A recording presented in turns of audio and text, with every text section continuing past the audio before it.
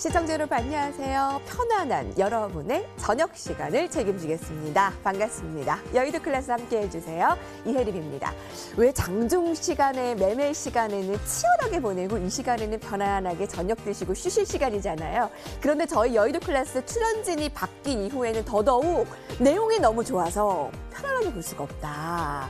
눈과 귀를 뗄 수가 없다라고 하세요. 오늘도 기대해 주시고요.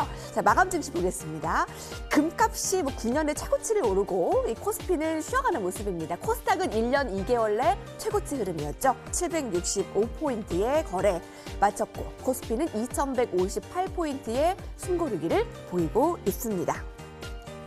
네, 오늘 참여 방법 알려드릴게요. 지금도 많은 분들께서 저희 너튜브에도 함께 해주고 계신데 013-3366-8200번으로 TV를 함께 보고 계신 분들은 문자 메시지를 보내주시기 바랍니다. 무료 문자 메시지 많이 보내주세요. 저희 두 전문가들 기다리고 있습니다. 응원의 메시지와 관전표, 실시간으로 궁금한 시황 상황 다 좋습니다. 전문가 방송 무료 체험권 선물로 기다리고 있겠습니다.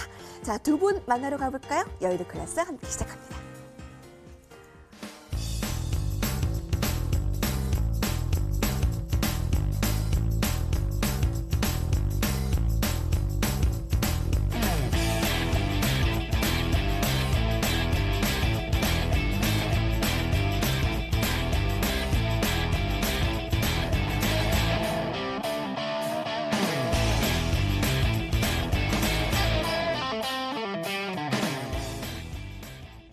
먼저 오늘 자리에 함께 해준 두 분과 인사 나눠볼까요? 네, MTNW 이서구 전문가님과 저희 민 박사님 함께 나와 계십니다.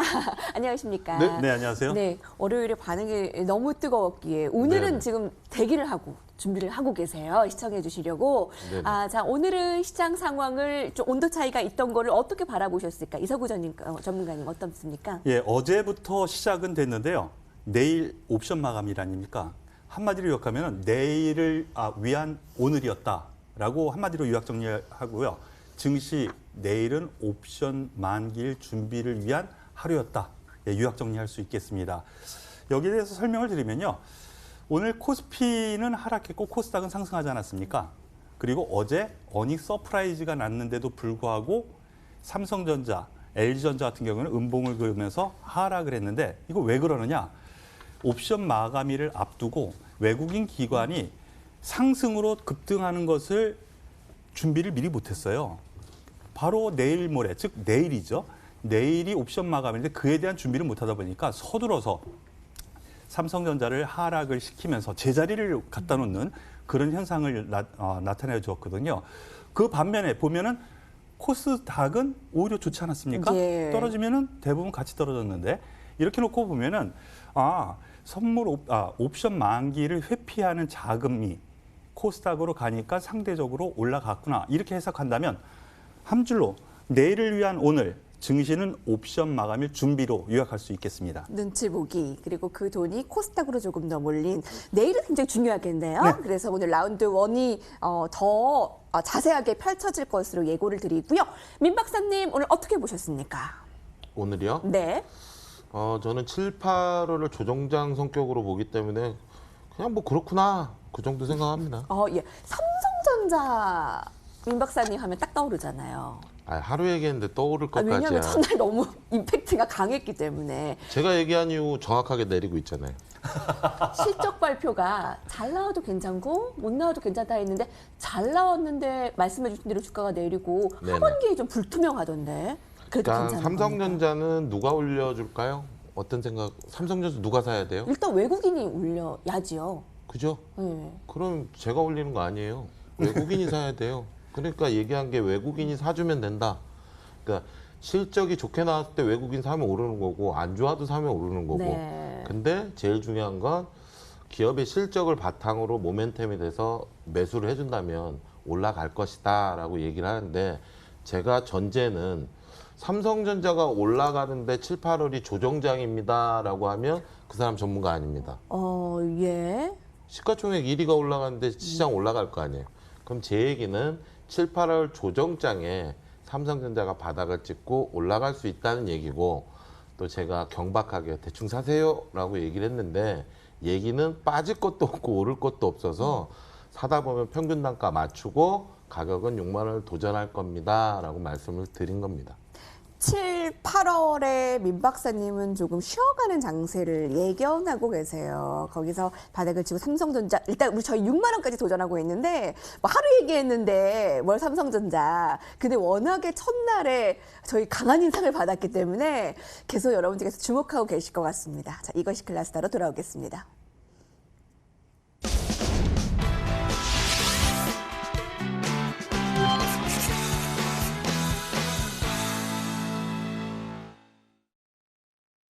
클래스가 다른 썰죠. 여의도 클래스 오늘도 두 분의 전문가가 함께 하고 있습니다. 013-3366-8200번으로 문자 메시지 참여가 가능한데요. 궁금한 사항 함께 보내주시면 저희 실시간으로 소통해드리고요. 관전평이나 응원의 메시지 주시면 저희가 힘이 나는 것은 물론 여러분들에겐 선물이 갑니다. 오늘도 많은 참여 기다리겠습니다. 매크로 클래스 시작할게요. 오늘 라운드 1에서는 이서구 전문가님이 특별히 주제를 선정했습니다. 공개합니다. 당장 내일 옥션 만기일 증시 변곡점이 될까? 일단 오늘은 내일을 준비하는 오늘이었다라는 서두를 얘기를 해줬어요. 네. 내일의 방향은 어떻게 예측하고 좀 중요성이 부각되는 겁니까?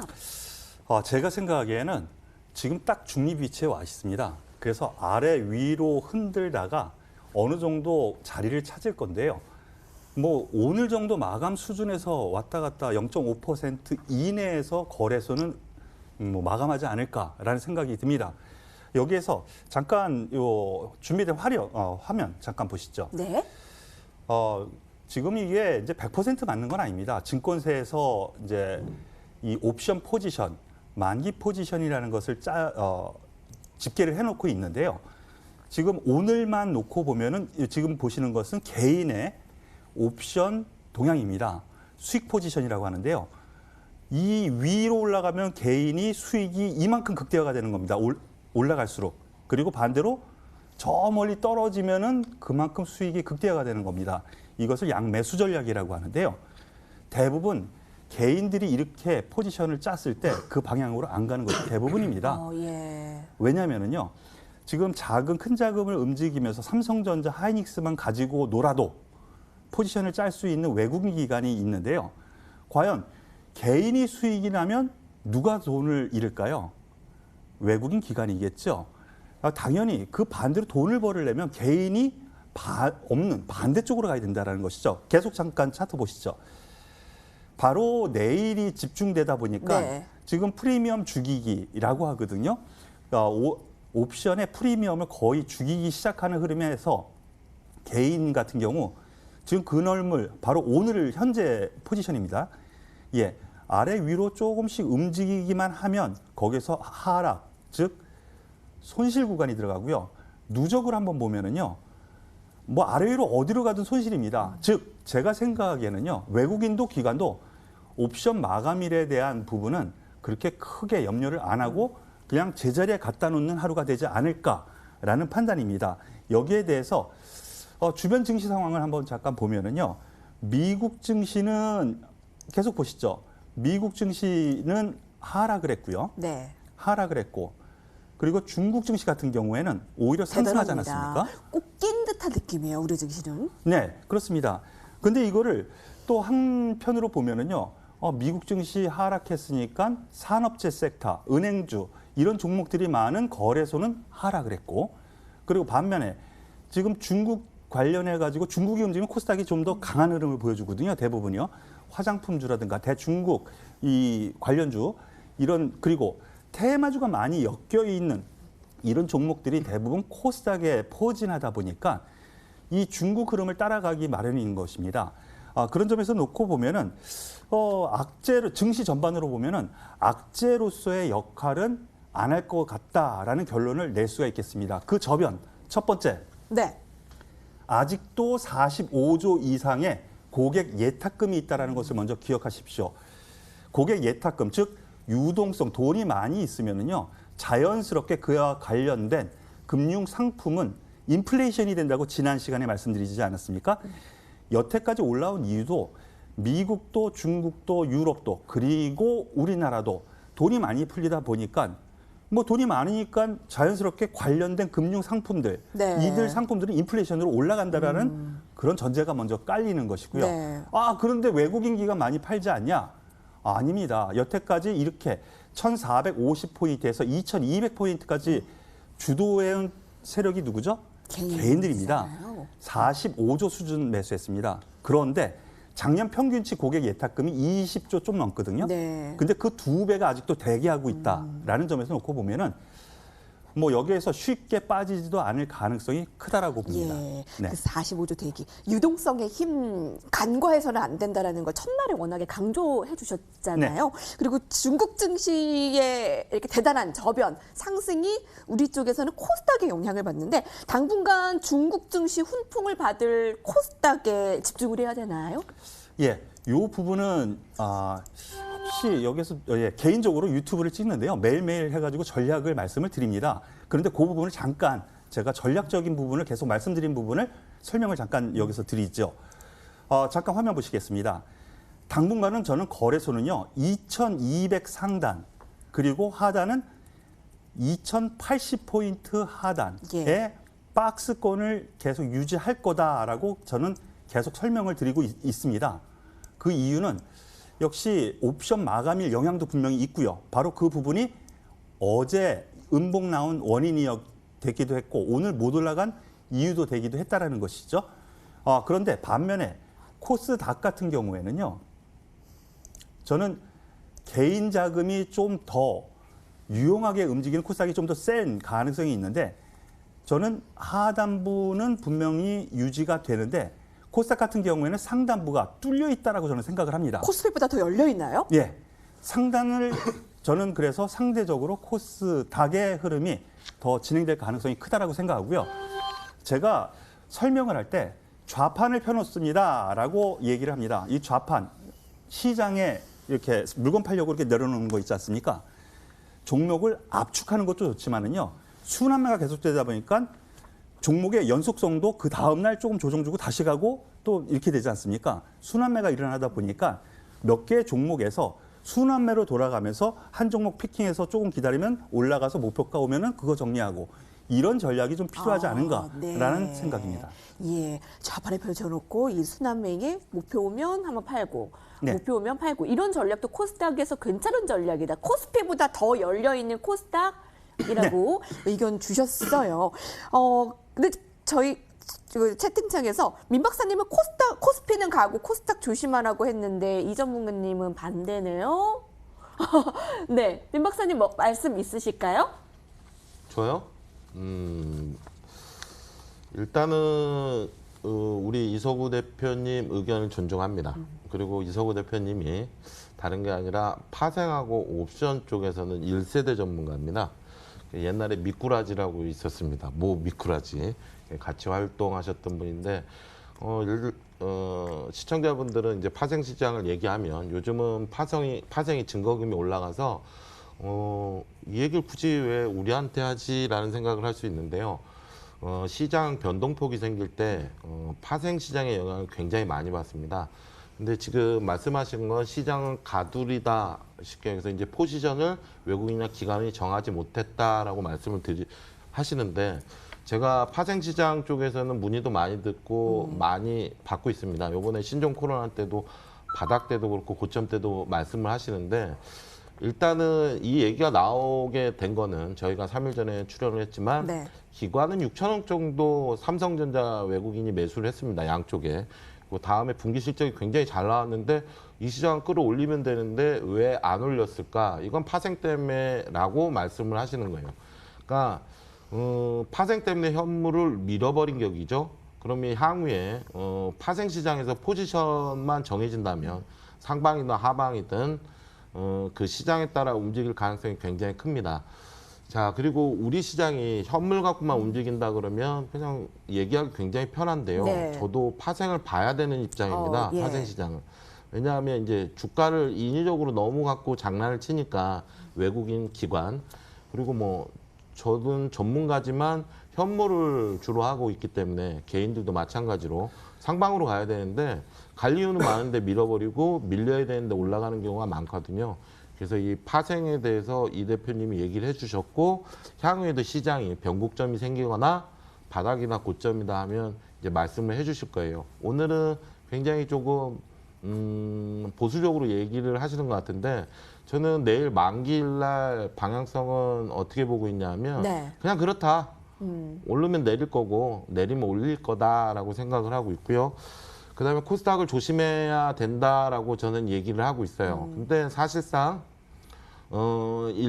중국의 기술주 그리고 나스닥의 기술주들을 보면 천정부지로 오르고 있습니다. 그런 한국 시장이 커플링이 돼서 올라가야 되는 거 아닌가. 그래서 연동해서 올라가는 건 좋은데요. 한국의 기술주는 특징적인 건 바이오가 올랐기 때문에 제가 염려를 합니다. 네. 오늘 같은 경우도 시젠이 또 올랐습니다. 알테오존도 오릅니다. 바이오가 오르니까 시가총액 상위 종목이 오르니 지수만 봤을 때는 올라가는데 당신이 왜 그런 소리를 해? 라고 얘기할 수 있는데요. 외국의 기술주와 한국의 기술주는 차이가 분명히 있다. 지수가 올라갈 때 바이오가 올라간 거다. 자, 그럼 SK바이오팜이 오늘부터라도 계속 올라야 되는 거 아니에요? 그 셀트리온, 삼성바이오로직스 왜 못 갈까요? 코로나 수혜주처럼 바이오를 당겼고 SK바이오팜이 여우같이 잘 상장을 해서 이 분위기를 업을 시켜놨습니다. 그래서 식지는 않고 있어요. 또 4차 확산까지 아니 뭐 신종 코로나19가 또 확산되는 국면을 보이니까 종목들이 득세하고 있는데 결과적으로는 코로나는 바이오가 못 가면 코스닥은 못 가는 건데 그럼 왜 코스닥이 왜 위험하다라고 얘기하지라고 얘기할 수 있는데요. 네. 자, 우리가 3년 전에 바이오 열풍을 봤습니다. 그때는 신약에 대한 기대감, 실적에 대한 기대감. 그래서 셀트리온 관류 있었죠. 종목도 여러 개 신약 기대감이 있었는데 사실상 뚜껑을 열어보니 실적을 내는 건 셀트리온이더라. 그 외에는 뭐 신약한다고지 뭐 되도 않는 소리를 하고 앉았고 배신감이죠. 그럼 그 몇 년 전에 열풍이 지금 다시 오기에는 굉장히 부족하다라고 누가 봐도 알 거 아니에요. 근데 많이 올랐는데 후속 매수세가 누가 붙어줄 것이냐. 기관 외국인 그 좋은 IT도 안 사는데 그걸 누가 살 것이냐. 그런 의구심이 들고요. 그리고 코스닥 위험하다라고 얘기하는 건 이 코로나가 어떻게 보면 개인한테 힘들게 했을지 몰라도 위기는 기회였다라고 봅니다. 왜냐? 개인 투자자가 들고 있는 코스닥 종목 들고 있었으면 본전 이상했습니다. 외래 수익이. 코로나가 주식시장에 따지고 보면 나쁜 게 아니라 유동성도 공급하고 종목도 많이 올렸으니 얼마나 좋아요. 그러면 유동성 장세가 계속 가니까 코스닥이 간다? 이건 어불성설 말도 안 되는 소리.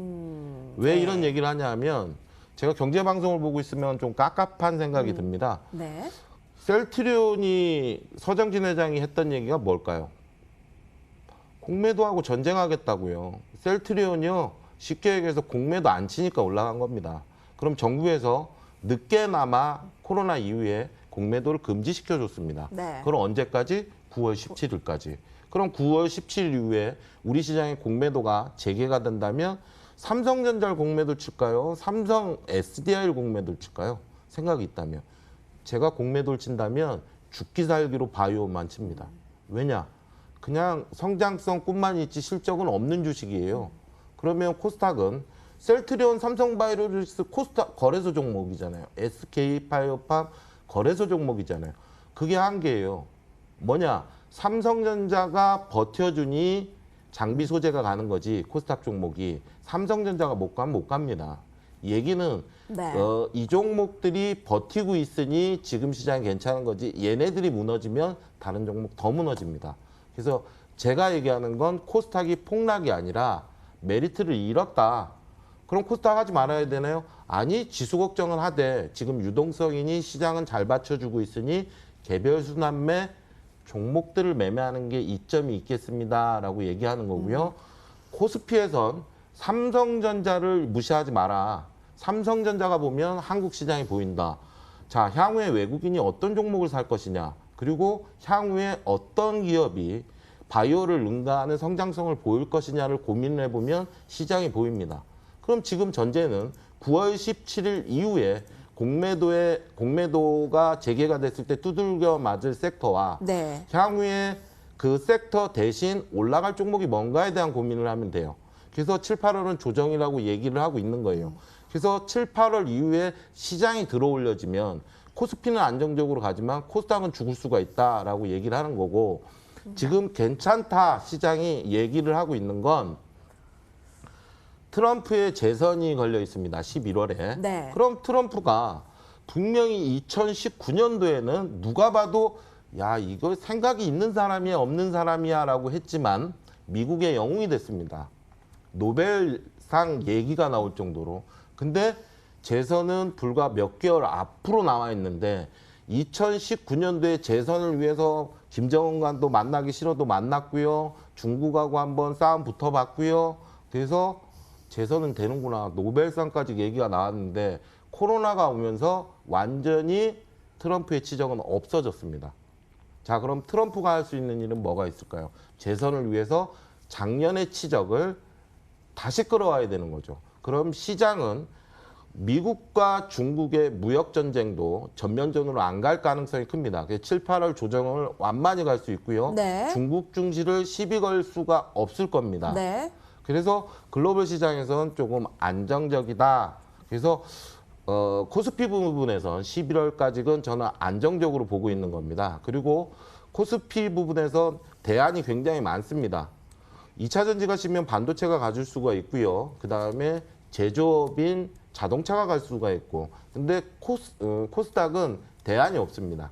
바이오 있죠. 5G 조금 남아있죠. 네. 그걸 끌어갈 만한 게 없으니까 네. 코스닥이 부담스럽다라고 네. 얘기를 하는 거예요. 그래서 네. 제가 시간을 많이 주면 이걸 얘기를 하겠는데 뭔가 이렇게 화두를 던졌을 때 남과 틀리가 얘기했을 때 당신은 왜 그래? 저도 생각이 있어요. 근데 맞을지 틀릴지는 나중에 봐야 되겠죠. 예. 9월 17일 공매도 재개 네. 그 부분이 개인 투자자들이 지금 너무 고민을 하고 계세요. 그러면 지금 어떻게 지금 개인 우리가- 투자자는 전혀 걱정을 안 합니다. 근데 제가 아까 네. 제가 얘기를 할게요. 공매도 부분에서 개인 투자자고 전문가고 고민하는 사람을 못 봤습니다. 솔직히 이거에 대한 위험 고지는 없었어요. 왜냐하면 연기할 가능성 있나요? 잠깐 얘기를 할게요. 금지 연장. 중간에 얘기를 하시면 제가 머리가 나빠서 까먹습니다. 그래서 제가 얘기를 할게요. 공매도 유동성을 공급하고 공매도를 금지시키니 종목이 올라갔어요. 근데 사람들은 유동성을 얘기를 하고 있어요. 유동성 장세에서 이겨버릴 수 있는 건 공매도입니다. 네. 나라도 대표도 잡을 수가 없는 부분이 분명히 공매도가 있죠. 근데 9월 17일 얘기를 했고요. 정부가 생각이 있다면 뒤로 밀어줘도 상관이 없습니다. 근데 기점을 9월 17일로 잡았기 때문에, 그리고 정책이라는 건 여야의 합의가 있어야 됩니다. 그래서 긴급조치 후에 시장이 어느 정도 오르면 공매도를 유지할 명분이 있을까 없을까를 고민을 해봐야 돼요. 그래서 저는 9월 17일 전에 8월장을 조정장으로 얘기하는 이유도 9월 17일이 정확하게 공매도를 풀어준다라고 했을 때 대차 거래가 활성화될 거라고 봅니다. 왜냐하면 외국인이나 기관은 포지션 네. 만들기를 들어가야 돼요. 얘기는 종목을 띄워주는 게 아니라 공매도 전부터 밀어버릴 가능성이 있다. 예. 그래서 9월 17일에 대해서 제가 다시 한번 얘기를 했고 7, 8월 조정을 얘기했고 네. 코스닥이 안 좋다라고 해서 또 얘기를 해드리는 겁니다. 근데 그 조정도 좀 완만한 조정이라고 얘기를 해주셨어요. 제가 9월 17일 공매도에 재개되면 어떤 업종에 가장 먼저 맞을 텐가. 근데 그 바이오라는 점을 좀 얘기를 해주셨는데 여러분 어떠십니까? 자, 라운드 1이 뜨겁게 벌써 마무리가 됐습니다. 라운드 2로 넘어갈게요.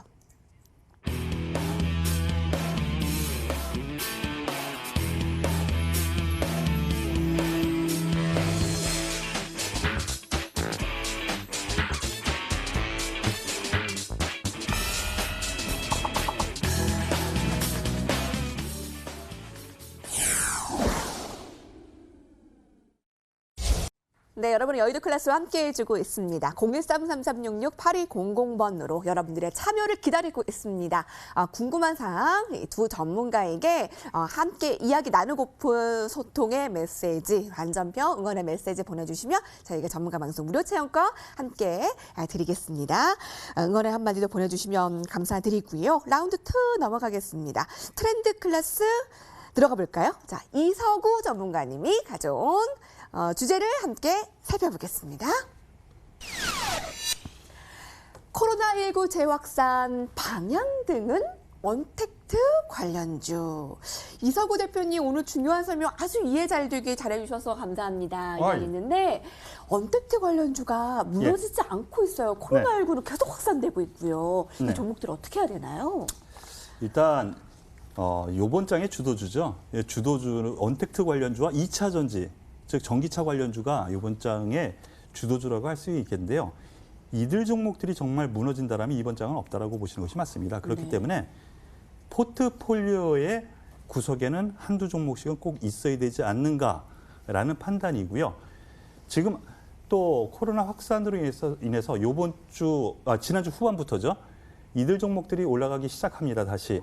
그렇기 때문에 지금도 좀 관심을 갖는 것도 괜찮지 않을까라는 판단이고요. 그런데 여기서 문제가 있습니다. 순환매가 여기서도 된다는 것이죠. 제일 먼저 움직인 것이 지금 진단키트 관련주예요. 예전에 3월 달에 올라올 때도 마스크 진단키트 관련주가 먼저 올라오고 나서 그 다음에 2차 전지라든가 아니면은 뭐 NC소프트, 네이버, 카카오 그 뒤따르는 전자결제주 그 다음에 뭐 포장재까지 나중에 올라가지 않았습니까? 요번에도 비슷한 맥락으로 순환매가 일어날 것 같습니다. 그렇기 때문에 진단키트 같은 경우에는 오늘 좀 또 올라가가지고 부담이 있는 상태. 그렇다면 그 다음에 뒤에 이어서 올라갈 가능성이 있는 종목들은 앞서 말씀드렸었던 그런 순서적으로 올라갈 거니까 그 순서를 갈아타면 될 것 같다라는 거. 그래서 이따가 말씀드릴 종목도 그들 종목 중에서 한 종목 뽑았으니까 채널 고정을 꼭 하셔야 되겠죠? 오늘 언택트 관련주 예. 사실 너무 많잖아요. 네. 그리고 진단키트, 뭐 보안, 백신 돌아가면서 오르기 때문에 여기서 우리가 어떤 종목을 길목지켜야 되는지 궁금하실 텐데 종목 공개해 주신대요. 여러분 기대해 주시고요. 언택트 관련주에 대해서 민 박사님은 어떻게 보고 계실까요? 언택트가 안 만나는 거죠, 비대면. 비대면. 예, 그러니까 자꾸 영어들을 써가지고 비대면 주식이라고 하면 되는데, 뭐 저도 그래서 찾아봅니다. 콘택트, 언택트. 그래서 얘기는 뭐 여러분들 알고 있는 인터넷 관련 종목들이 많습니다. 네이버 있고 카카오 있고요.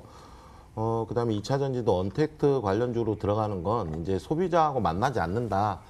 근데 네이버하고 카카오 올라갈 만한 이유는 있습니다. 이제 독보적인 일인데 이렇게 보고 있으면 야 지금 가격에 사야 될까 말아야 될까? 이서구 대표님 사야 될까 말아야 될까? 솔직히. 언택트 관련주들이요. 예. 아까 말씀드린 것처럼 잠시 후에 진단키트는 좀 아니, 약간 네이버, 카카오. 빌고. 저는 늦지 않았다고 생각합니다. 늦지 않았다. 더 갈 가능성이 있다. 아직은 여유 있다. 이혜림 앵커는 생각합니다. 사야 될까요, 말아야 될까요? 저는 계속 갈 것 같아요. 당분간. 갈 것 같으니까 사야 되냐 말아야 되냐 그걸 얘기를 해야지. 사야 돼요. 사야 돼요? 전 사지 말아야 돼요. 네, 2대1이네요. 예? 얘기는 뭐가 있냐면 주가가 안 올랐으면 전 사볼 만한데요. 이게 한풀이 장세입니다. 그냥 제일 쉬운 거는 60일선을 깨지지 않고 20일 추세를 가리키면 그러니까 주가가 오버슈팅 할 땐 기술적 대응이 제일 편합니다. 동향이 제일 필요한데 자 신종 코로나가 쉽게 얘기해서 백신이 개발됐다. 그럼 이 종목들이 갈 이유가 있을까요?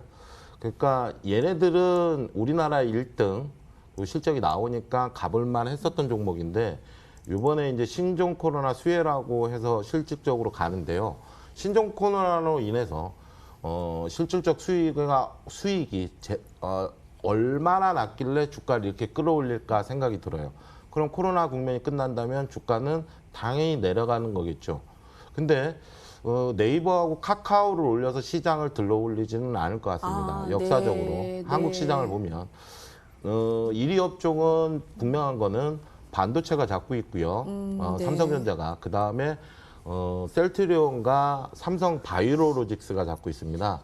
그래서 이런 유동성 장세를 한번 살펴봤을 때 리먼 때 그랬습니다. 헬리콥터를 돈을 뿌려버리더라고요. 지금보다 더 많이 뿌렸습니다. 그때 간 업종이 그때는 코로나가 아니라 그냥 똑같은 유동성 장세였는데 SDI가 한 4배 정도 올랐고요. 현대차가 꽤 올랐어요. 근데 지금은 SDI만 오르고 현대차는 못 올라요. 근데 그때 쉽게 얘기해서 비대면 주식 네이버를 봤을 때 주가가 빠지지도 않고 그렇게 오르지도 않았어요. 그러니까 몇 년 동안 횡보하다가 네. 이번에 모멘텀으로 오르는 것 같습니다. 그래서 저는 시장이 뭐 3천, 4천을 간다 그러면 그 전제하면 사도 되는데 시장이 꺾이면 많이 오른 건 많이 내릴 수밖에 없거든요.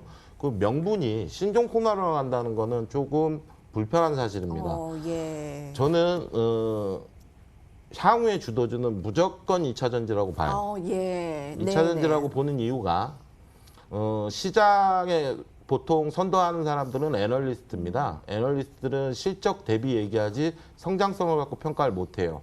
그래서 바이오가 갈 때도 쳐다보는 그리고 거기다 공매도를 때리는 그래서 우리나라 시장은 밸류를 갖고 판단을 많이 하는데 실적이 바탕되지 않으면 장기간 우상향으로 못 간다가 제 생각입니다. 예. 그러니까 우리가 바이오를 봤을 때 몇 년 전에 밑도 끝도 없이 1년씩 오를 때 야 바이오는 성공하면 대박이야 글로벌 팜이 나오는 거야 이런 식으로 가는 줄 알았더니 결과적으로는 주가는 내리더라. 네.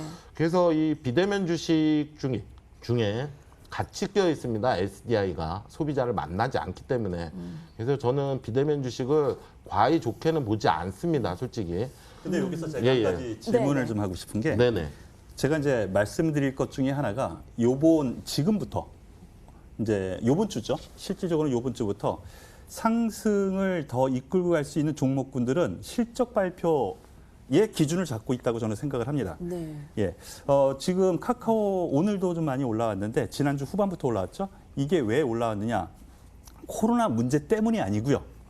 코로나 문제 때문이 아니고 2분기 실적 발표가 앞두고 있지 않습니까? 그러면은 그 실적에 대한 부분이 분명히 다른 업종, 다른 테마보다 이들 업종이 좋을 거기 때문에 매수가 하면서 쳐 올리는 거라고 생각하거든요. 언택트, 지금 집중해, 제가 아까 말씀을 못 드린 것 중에 하나가 언택트냐라고 생각을 하지 말고요. 2분기에 수혜를 받아서 언택트 관련주들이 실질적으로 실적이 좋느냐가 이제부터 관건이라는 거거든요. 예. 그렇다면 여기서 한 가지 여쭙죠. 카카오라든가 NC소프트, 실질적으로 NC소프트 같은 경우 지금 100만 원에 지금 근접해 있는데 여기에서 다른 업종에 비해서 실적 발표가 점점 다가올수록 그 기대감이 있다는 것이죠. 그렇죠. 예. 그러면은 그때까지는 이들 종목군들이 좀 더 갈 여력이 분명히 있다라고 생각이 들고요. 네. 그렇기 때문에 실적주라고도 봐도 되겠네요. 지금 예, 2분기에. 저는 그렇습니다. 예. 그리고 코로나가 진행이 만약에 좀 더 된다면 네. 얘네들 실적이 나빠질까요? 그렇지는 않을 것 같거든요. 예. 그래서 코로나 같은 경우 올 한 해는 뒤집을 것 같습니다. 뒤엎을 것 같습니다. 그렇다면은 이 실적에 대한 기대치는 조금 더 그리고 다음 분기에 조금 더 이어질 가능성이 있기 때문에 주도주로서의 역할은 좀 더 이어지지 않을까라는 부분입니다. 그리고 또 한 가지, 네. 이 경제 전문가들 같은 경우에는요, 지금과 같은 이런 산업 구도의 변화가 네. 최소 2년 뒤에 나타날 거라고 생각했거든요. 전자 결제가 전체의 결제의 30%를 넘어서 이거 생각을 안 했거든요. 일본 같은 경우에는 카드 결제를 안 합니다. 현금 결제가 90%예요. 그런데 일본도 지금 카드를 벤을 이용한다는 거예요. 그렇게 생각을 하면은 여기에서 한 가지 생각을 해봐야 될 부분이 그래 향후 2년 뒤 4차 산업혁명 늦으면 5년 뒤에 있을 그런 산업혁명의 흐름을 지금 2년에서 5년을 앞당겨서 지금 우리는 미래의 산업을 지금 경험하고 있다는 거예요. 이 코로나 문제로 인해서. 그런 점으로 놓고 보면은 이러한 실적의 앞당김 그리고 실적의 급증은 이유가 분명히 있기 때문에요. 요번 장이 끝나는 전조는 미국은 빅5, 빵이라고 하죠. 빵 주식이 꺾어지지 않는 한 그리고 우리나라 같은 경우에는 카카오, 네이버, NC소프트를 중심으로 그 뒤에 전자결제주 이들 종목들이 좀 더 네. 가지 않을까라는 부분으로 네. 해석할 수 있겠습니다. 저기 이 대표님한테 질문을 한번 할게요. 네. 짧게요. 저희 이제 정리를 아니, 해야 돼요. 라운드 예, 2요. 예. 아이 앞에 걸 늘리고 뒤를 좀 줄이면 되죠. 종목도 기다리시죠. 예, 종목은 짧게 하면 됩니다. 자, 이 대표님 그러면 이 비대면 주식들이 네. 그런 코로나의 수혜를 입었다. 그리고 실적이 있는데 그러면 향후 실적이 코로나가 종식이 돼서 실적이 나쁘면 주가가 어떻게 될까요? 종식이 저는 안 된다라는 생각을 일단 가지고 있습니다. 그 올해 최소한. 올해. 최소한. 그러면 뭐 저도 간다라고 봅니다. 내년을 말이 좀 바뀌신 거. 근데 당분간 주도주의 역할을 그러니까 하실 제 수 있다라는 얘기는 네. 요번 얘기죠. 최소한 여기서 얘기하는 게 2분기 실적 발표 시즌이잖아요. 네. 그러니까 각 종목별로 실적이 나올 때, 그래, 이거야. 그리고 미래 산업이 지금 앞당겨졌어. 느껴지고 네. 코로나가 좀 더 나온다라면, 만약에 이어진다면 3분기도 좋을 거야라는 예상치가 애널리스트에서 나온다라는 것이죠. 네, 지금 집중을 예. 실적 시즌에 하고 있습니다. 네, 여기서 그리고 저도 한마디 할게요. 네네, 뭐 정리해 얘기는 주시죠. 해야죠. 아, 그러면 저희 아니, 한마디씩 정리 한마디 먼저 아니, 드릴게요. 정리가 아니라 얘기를 좀 네네. 해야죠. 이게 네. 굉장히 중요한 겁니다. 지금 뭐 잡주 성격의 시가총액이 낮은 게 아니라 높은 걸 얘기하고 있는 건 시장을 얘기하고 있는 거예요. 왜냐, 이 종목이 오르면 지수가 오를 거니까 그거에 대해서 얘기하는데 이 부분에 대해서 심층적으로 얘기도 필요한 부분이 있어요. 근데 제가 우리 이 대표님 얘기하는 걸 부정하는 게 아니라 시청자의 판단에 맡길 뿐이에요. 아, 그럼요. 이렇게 생각하고 저렇게 생각하고 저는 올해 안에 뭐 종식되지 않을까? 이 대표님은 길게 간다. 그럼 길게 간다면 저도 이건 더 갈 것 같아요. 근데 제가 생각하는 기준은 사람이 투자 원칙이라는 게 있잖아요. 워렌 버핏도 투자 원칙이 있고 우리 동학개미도 투자 원칙이 있잖아요. 근데 저는 네이버나 카카오가 국내용이지 국외용이 아니기 때문에 부정을 합니다. SDI 삼성전자는 글로벌 기업입니다. 자, 네이버하고 카카오는 우리나라 내에서 먹고 사는 기업이에요. 이 기업이 주도주가 돼서 더 간다? 우리 시장의 주도주는 항상 수출을 염두한 기업들이 주도주가 됐고 많이 갔어요. 그래서 이렇게 보고 있으면 네이버가 독과점이죠. 카카오가 독과점이죠. 그래서 갈만하죠. 근데 제가 볼 때는 긴 흐름에서 얘기를 해드리는 거예요. 긴 흐름에서 볼 때는 그거는 과다라고 말씀을 드립니다. 네. 여기서 정리를 할게요. 네. 네. 예. 저 이성우 전문가님도 한마디 주세요. 이 언택트 관련해서. 예, 저는 마지막 여기서 발언이요. 언택트 관련주라고 저는 이제 화두를 제시를 했는데 괄호치고 2분기 실적 기대주 그러니까요. 이어서 3분기도 가능한가? 요게 네. 이제 부제거든요. 네. 제가 이제 얘기하고 싶었던 거는요. 그런 점에서 놓고 보면은 언택트 관련주 부담스럽습니다. 카카오 오늘 뭐 신고가에 뭐 5%였는데요.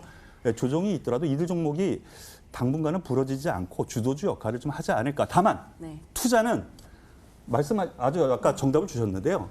많이 올라간 주식이 아니고요.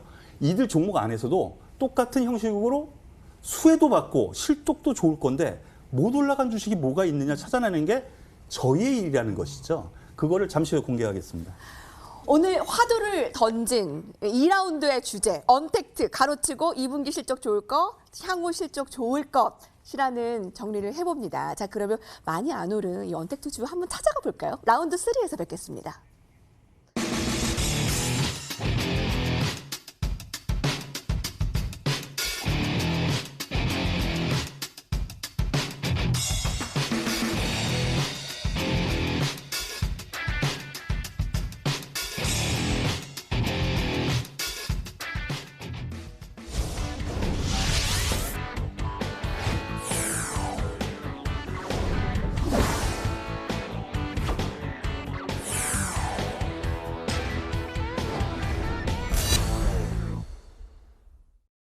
두 분 다 실력이 대단합니다. 이거 이 뷰의 차이도 뭐 기간의 차이 그리고 성향의 차이이지 누가 맞다 틀리다가 아니잖아요. 그래서 저희가 더 다양한 방면을 들을 수 있을 거라고 생각합니다.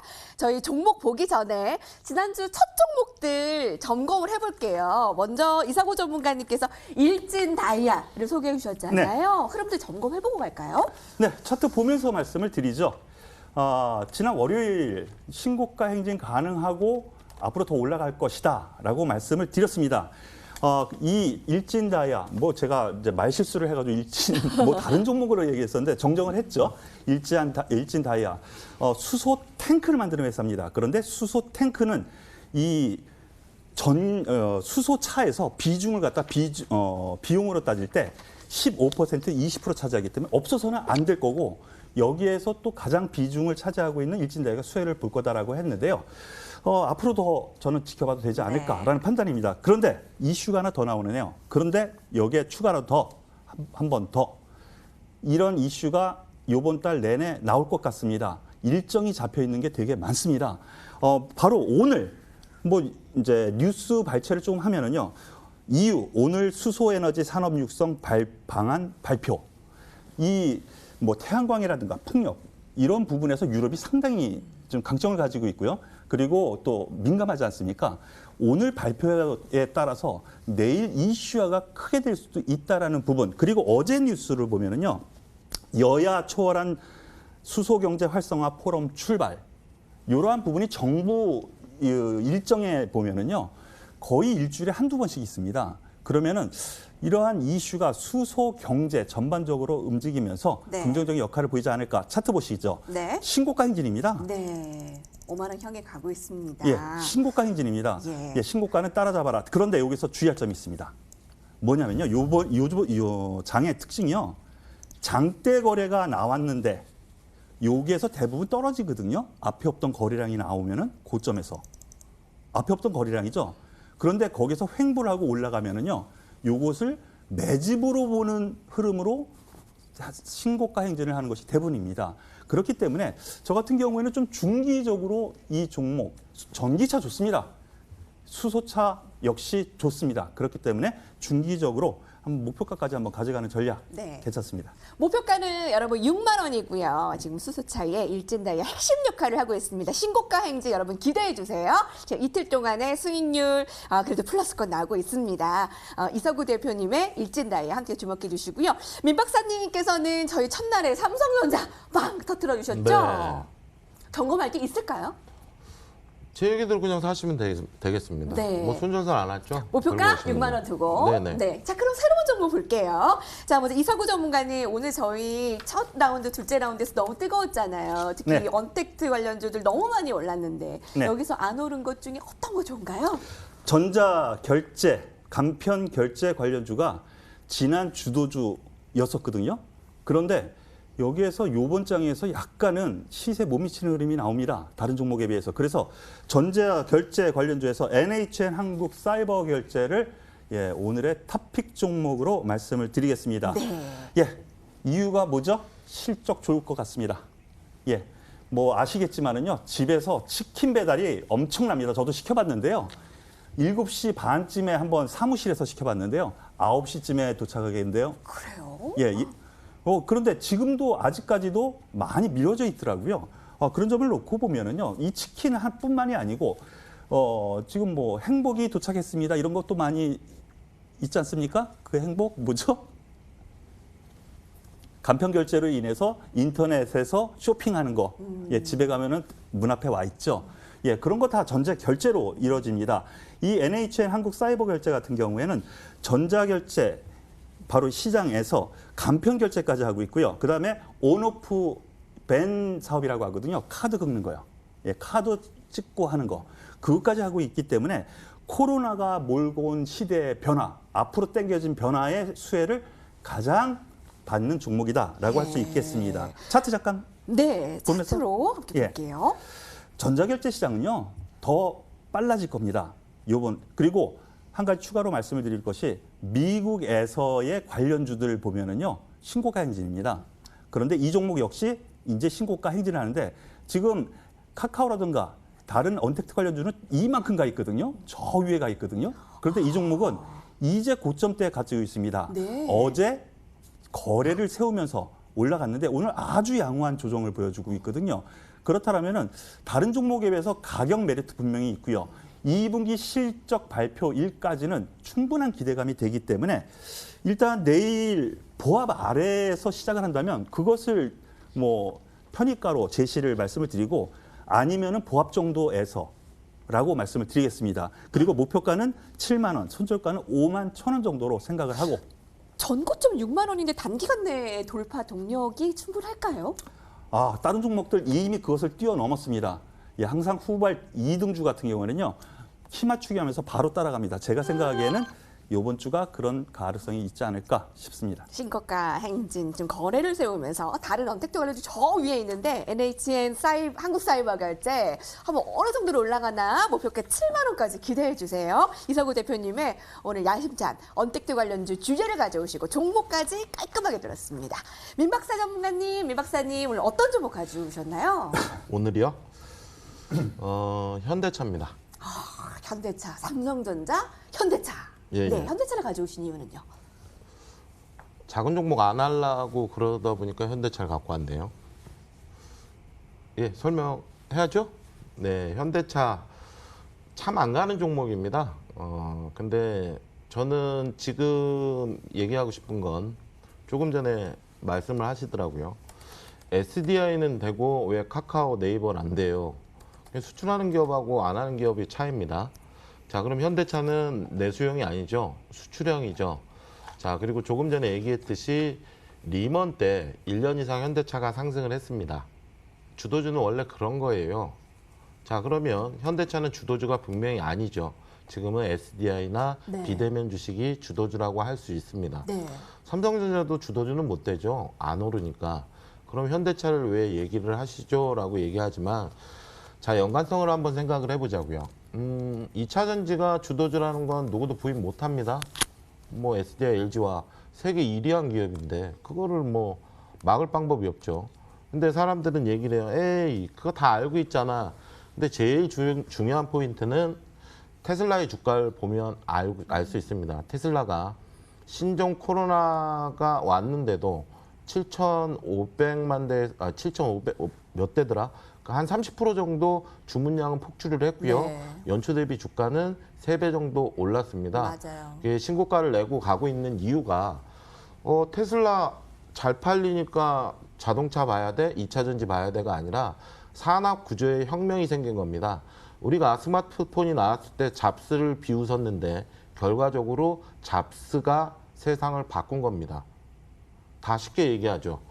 있는 기술을 조합한 거밖에 더 돼. 조합하는 걸 못한 게 사람이에요. 못한 게 기업이고. 그러면 새로운 산업의 변화는 생기고 있다. 그 얘기는 전기차는 5년 전에도 10년 전에도 얘기가 나왔어요. 중요한 건 기술 개발에 미진한 것 때문에 전기차는 안 삽니다. 근데 제가 직접 그래서 테슬라를 제주도에서 한번 타봤어요. 테슬라를 왜 살까? 테슬라는 3,500만 원이면 정부 지원을 받아서 삽니다. 그리고요, 타보니까 외제차, 국산, 뭐라 그래야 돼요? 서스나 주행 성능이 굉장히 뛰어납니다.